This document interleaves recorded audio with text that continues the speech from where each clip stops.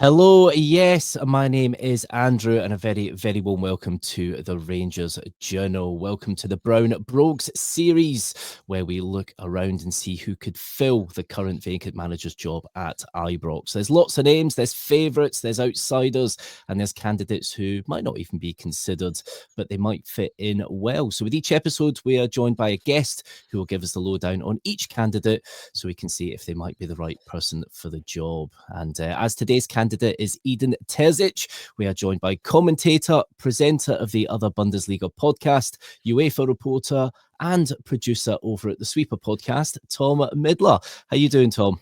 Very well, thanks. Nice to be on. Oh, that's great. Absolutely fantastic to have you on the podcast. I know you're busy, so thank you ever so much for coming on. So, Edin Terzic, it's a name that has been touted. Bit of a long shot originally at 50-1 with the bookies, but then he's dropped into kind of 12-1 in that kind of ever-changing, crazy betting market. Could be something in it, might not be something in it, but we'll take a bit of a deep dive into him. So a little bit of a dark horse candidate for the job, essentially. But what can you tell me about Terzic's managerial career so far for people that might not know? Well, you listed quite a lot of the jobs that I do. I've done many jobs in football as a freelancer, but one of them is the club commentator for Dortmund. So I'm one of a few club commentators for Borussia Dortmund. I've seen Edin Terzic's Dortmund play a lot. I've studied them a lot.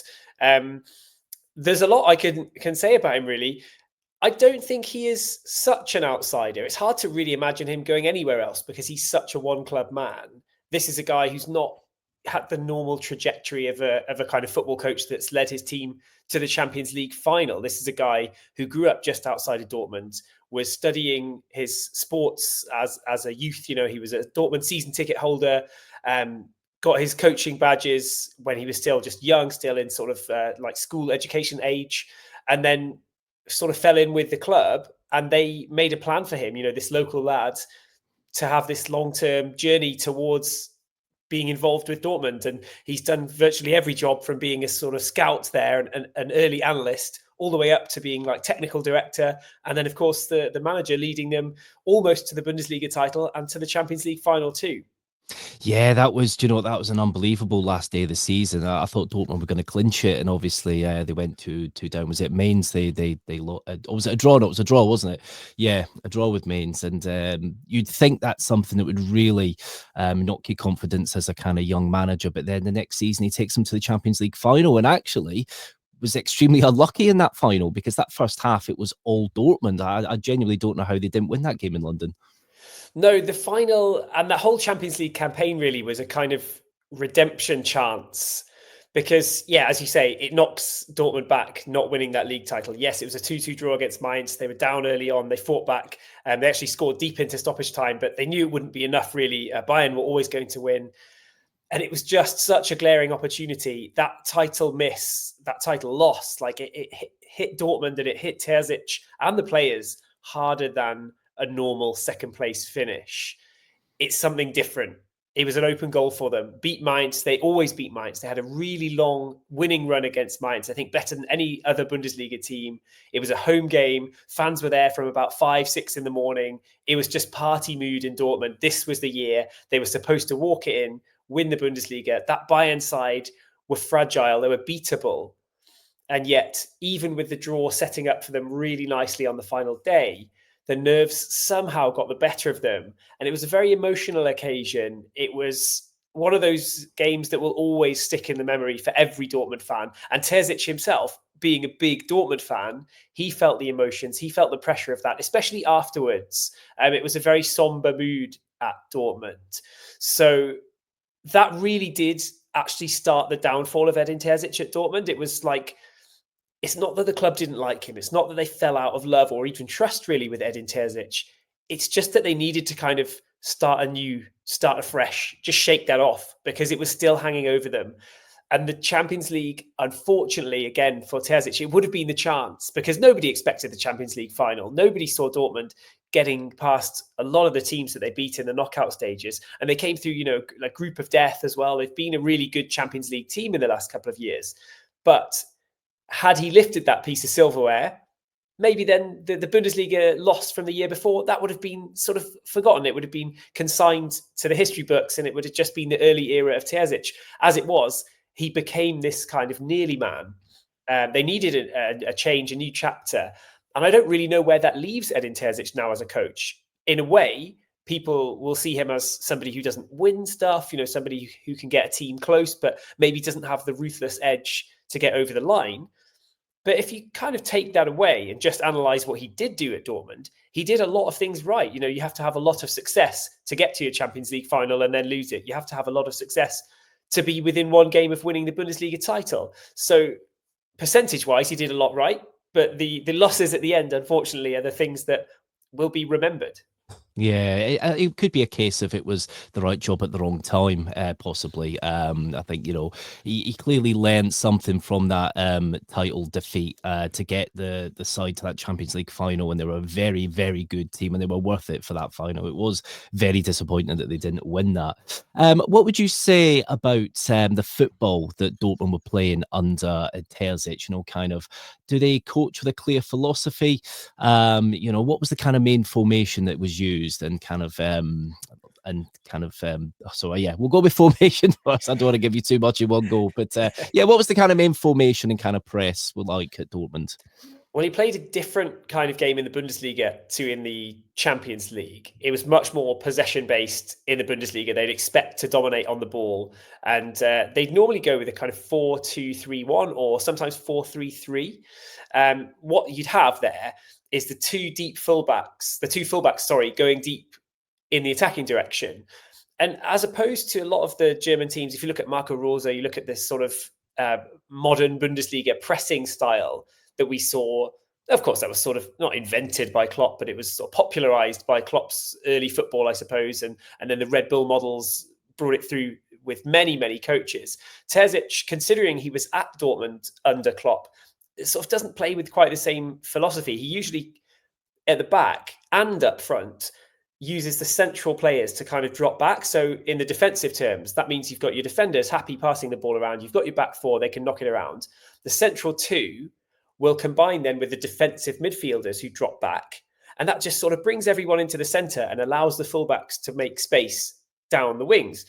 And so the fullbacks have to be very athletic. They have to be great at running, just as good at attacking and defending. They're an integral part of getting the ball forward. And then once they're over the halfway line, they sort of do something roughly similar under Terzic, or Dortmund did something roughly similar under Terzic, where the central striker would also drop back, just hang back outside the box, come into that space, and then allow for a kind of knockback pass towards the midfield. And then again, draw as many opposition players then into the centre as possible, keep it all clogged up in the centre to make sure that Dortmund can't go through the centre. And then when the defenders are doing that, again, you've got those wide spaces on the wings. So they're occupying that with the fullbacks. And then again, in the attacking half with the wide side, the wide midfielders, and then looking to get the ball back into the box or maybe cut in and shoot themselves. Yeah, do you know what? That's something not too dissimilar to, bar a few little tweaks at the way Rangers would play in Europe, especially the run to the Europa League final, especially they pushing the fullbacks up really high and, kind of really trying to stretch teams. And then when they kind of go compact and we spread out, it's, it's definitely that kind of modern football. There's a side to me, though. I'm an old fashioned, give me 4-4-2 with a big guy and a little guy up front. I think, because we've seen a kind of variation of that formation under Philippe Clement this year, but it hasn't quite worked. And it doesn't quite work in Scotland because Scotland is a different kettle of fish to Europe completely. It's a low block.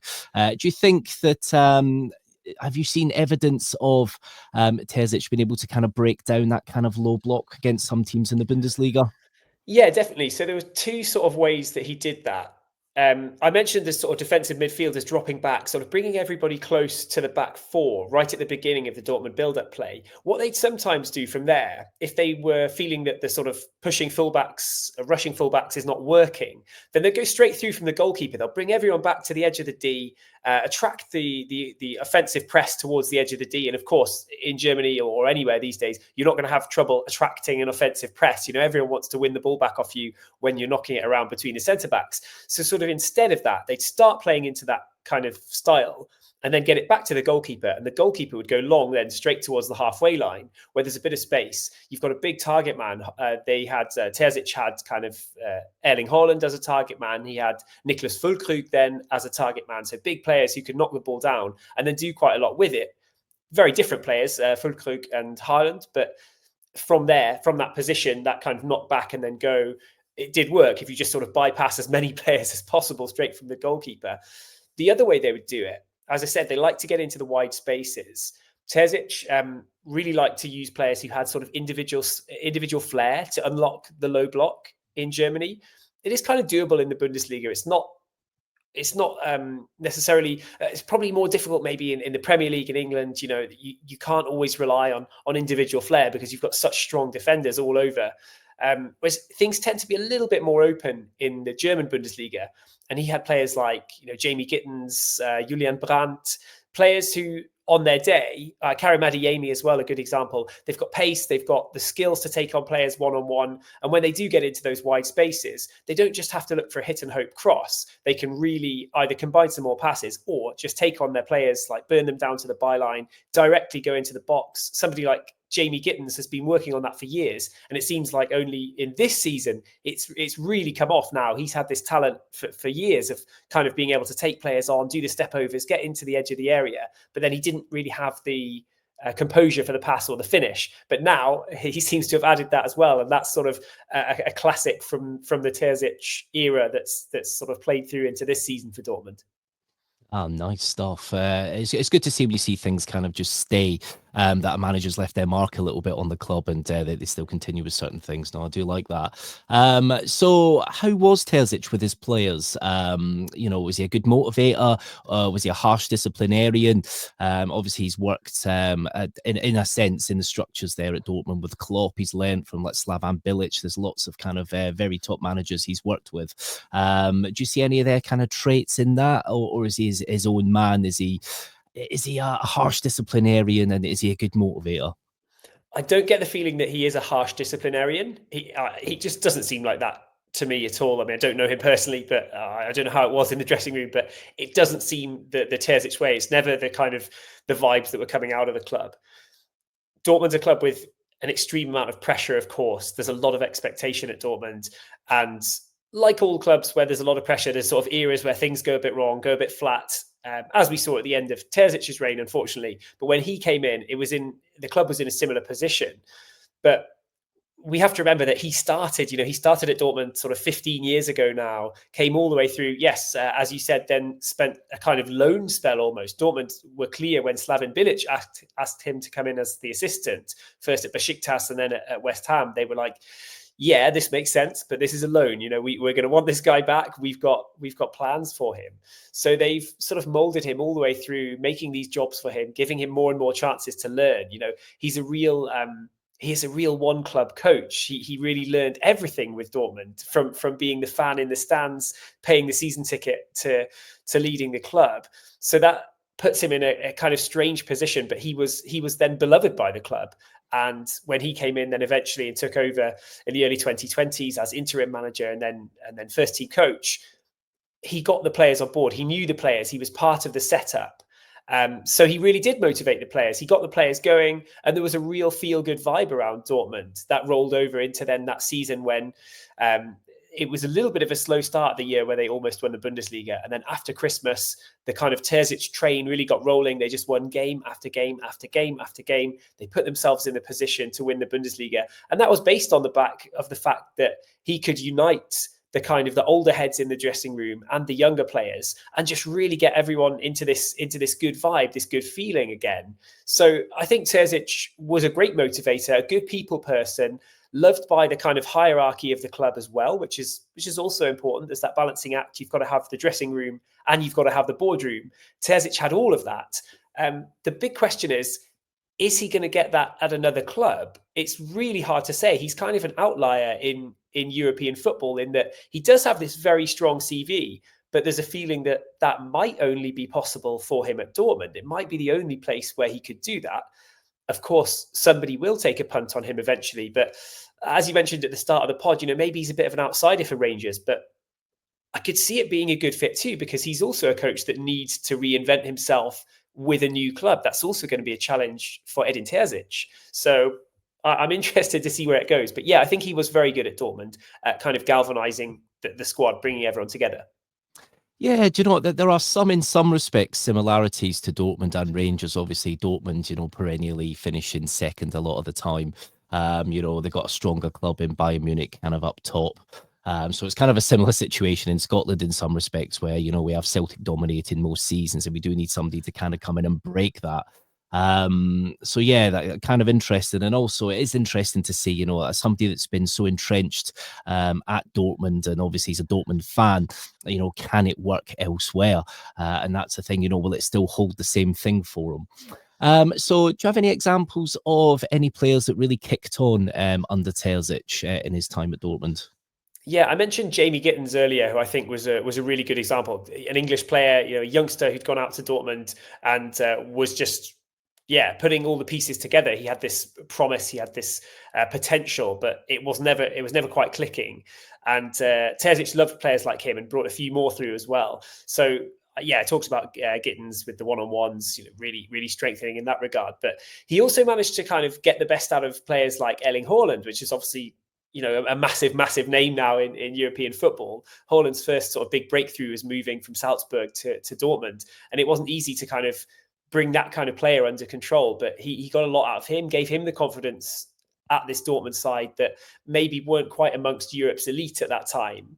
He got Haaland playing with that confidence. He was just a kid really when he came up from Salzburg, and he brought Haaland up to that level and gave him the trust almost for a young player and said, look, go out there, be our leading man. You've got the space. We'll play the way that works best for you. And I don't think every manager would have given that faith to a young kid. Obviously, he has a huge amount of potential. Let's be clear, it's Erling Haaland. But I don't think Haaland would have shone so quickly under any manager. I think Terzic's kind of person-based approach really helps to work out with Haaland's personality. Other players that I'm thinking of, I've got you can look throughout the squad really, but the likes of Nico Schlotterbeck became really important. They've got this the defensive duo back then was often Nico Schlotterbeck with Niklas Süle as well, the former Bayern defender. Obviously, Mats Hummels, a veteran, a key figure in the dressing room too in the Dortmund defense. And he helped all of them with this kind of almost like quarterback-esque football, where I mentioned sometimes they just want to bypass the press, basically bring everyone onto them and go long. And all of those players became very adept under Edin Terzic, of hitting the long balls, like firing sort of long passes downfield out to the wings and just basically putting it on the target absolutely every single time. If you look at especially Süle and Schlotterbeck, under Edin Terzic, they were like very, very big sort of stat leaders for like long balls into the final third, accurate passes into the final third. That was a key way that Terzic made things work. Oh, nice. It's amazing when you do hear about kind of like Haaland and kind of coming through them ranks there. And he's such a great example as well, just because of the kind of person he is as well. You can see he's a lad that could potentially easily, be potentially difficult to deal with in some respects because of just that meteoric rise. And just, he was such an animal watching him there at Dortmund. He was just such a phenomenal player. He's done well there. So, what is he like on the touchline, Terzic?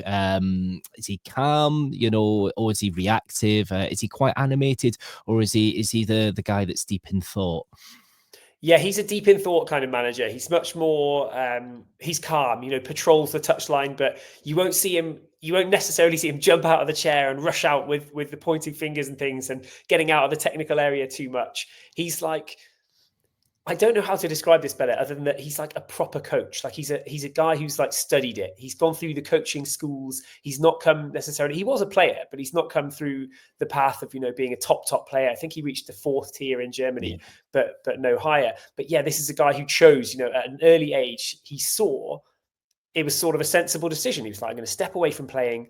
I'm going to go towards coaching, and was pursuing all these coaching badges. You can tell he's a guy who studies the tactics. He's been the scout, as I said. He's been the analyst. He's done everything at that football club. So he knows all of the working parts that go into being a manager. And you sort of see that on the touchline. He's the one to then, he'll be sitting back down or getting the board out with his assistant coaches, and they'll be studying stuff together. He'll be deep in discussion, making a few moves on the board and pointing things out. So definitely more that sort of focused tinkering rather than emotional shouting. But he does have that emotional side as well. Like I said, there's this emotional connection with Dortmund obviously made him closer to the players, closer to the fans than almost anybody else. So there was also this resonating from the touchline with him as a manager. He was almost an extension of the stands, and he's not going to have that at any other club, which will make his next job, wherever that is,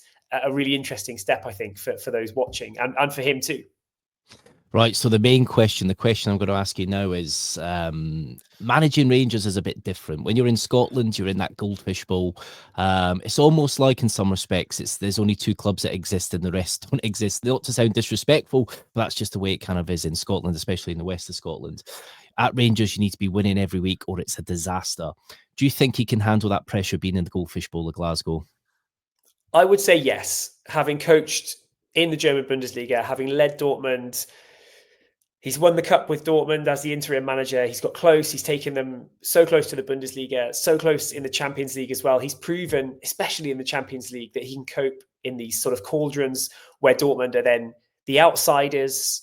He's generally coped well with that in the Bundesliga as well, where Dortmund are the favourites. Of course, if you look at any manager's kind of last 6 months, things were starting to go wrong. But like I said, I think in this case with Edin Terzic, it was more not that he was kind of tactically getting everything wrong or the club lost faith in him, more just that he personally didn't seem to be able to shake off the defeats of those big finals. That seemed to be kind of a scar on the club. So they had to try something new. And I think in a way it's left Edin Terzic in a strange position in that he still has this good reputation. But when I look back on how he coped with most of the pressure situations at Dortmund, I think he did really well. And I don't see why he wouldn't be able to do it. I think some fans would have skepticism though. And that's inevitable. When you've had that game to win the Bundesliga, you've had that Champions League and you've lost them, people start to say, do you have that ruthless streak to win cup finals, to win these big games? That question mark is hanging over him, as it's hanging over a lot of managers who haven't really won anything. But I mean, he did also win the German Cup, so that's not nothing either. Yeah, no, it definitely isn't. What would you say would be the biggest concern of taking a job in Glasgow at Rangers? I know you kind of get through some there, but what would you say is the biggest concern? The concern from the fans and the club, or the concern from his side? Well, the concern of him being manager. Do you think there's any frailties there, possibly? Yeah, it's that big question mark. He's not a coach like any other that's kind of gone through the different clubs, come to Dortmund, done what he's done. His CV kind of feels different. His CV is different from another coach who's reached a Champions League final as well, in the fact that it almost has this asterisk by it of this was achieved at Dortmund, and it was maybe only possible for Dortmund with him, and it was maybe only possible for him with Dortmund. Nobody says that about other coaches, really, do they? You don't say, oh, he could only have done that there. You'd think, oh, he's doing a great job. Maybe he'll do a great job here too. And you do wonder whether his comfort zone was the black and yellow of Dortmund. So that, for me, that's going to be the biggest question mark. Had he won the Bundesliga, had he won the Champions League, you kind of erase those and say, well, he's so good, it doesn't matter. He'll be able to do this anywhere. But as it is, that's the open question. And I think a lot of fans would also share that and feel like there's a lot of promise here. There's a lot of potential. We're going to give a very good coach, like a really well-studied coach, but is he going to be able to replicate that with our club? Yeah, that is the question. So if you're on the Rangers board and it's you that's making the decision, would you give Terzic the job? I would trust him with this role. Yeah, I would. I would trust him with this role. He's definitely an adept tactician. Like I said, coming through all these different roles, that really gives him a kind of different perspective than other managers. And I'm sure in a club where you want this new impetus, you want this new approach, he's going to be able to sink his teeth into that. If he's given time, if he's given the kind of scope at the club to sink his teeth into all of those things, he's surely going to have a great cooperation with a lot of different departments that help in the running of the club. I wouldn't see why not. Yeah, I would trust him with the job. That's it. I think I'm officially on the Terzic train now. That's it. He's got to come now. He's got to come now. Tom, thank you ever so much for your time today. What are you doing at the minute? Are you working on any projects at the minute in between your commentating and things? Yeah, a lot of the time I'm based in Austria, so I'm doing a lot of Austrian Bundesliga and German Bundesliga kind of commentaries and reports. But a lot of time spent at the moment on the Other Bundesliga podcast, which is an Austrian football podcast where we look at all the kind of stuff going on. And there's the Sweeper podcast as well, which is covering everything from sort of all of the world's leagues, but sort of missing mostly the top ones. So it's a bit more sort of wide and the wacky world of football from sort of beyond the top 5 leagues. Oh, fantastic. Well, we will tune in, and guys, do tune in as well. Thank you ever so much, Tom, for joining us on this pod where we delved into Edin Terzic. Could he be the next Rangers manager? Well, who knows? He definitely does sound like a good candidate, but thank you for joining us, Tom. Cheers. See ya.